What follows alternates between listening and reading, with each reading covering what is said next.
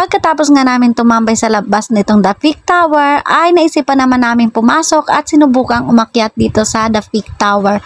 At dahil may bayad ang pag-akyat sa tower, ay naisipan na lang namin ulit bumaba at nakita nga namin tong art gallery. Dito nga ay free entry.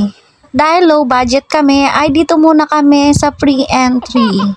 At dito nga ay na-explain sa amin ng isang tour guide kung mga ano-ano ang dapat namin gawin sa loob or hindi dapat gawin. Pagpasok nga namin ay ito agad ang bumungad sa amin yung pwede mong gayahin sa pag-aura-aura sa iyong camera. May mga ibang art din nga pala dito na hindi mo pwedeng kuhaan kasi may bayad. Pero itong mga tong pinagkukuhaan namin ay libre lang at pwedeng-pwede kang umaura.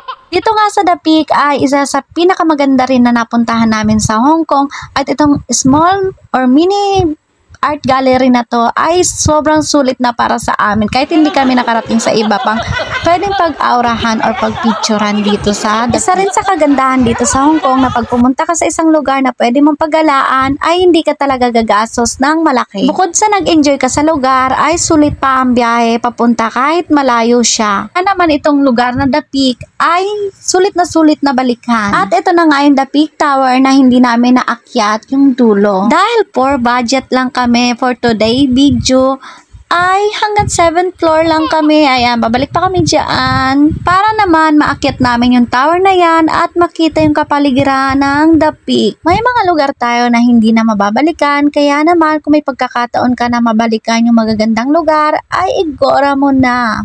Mahirap ang hinayangan yung mga bagay na dapat sinulit mo na pero hindi mo pa ginawa.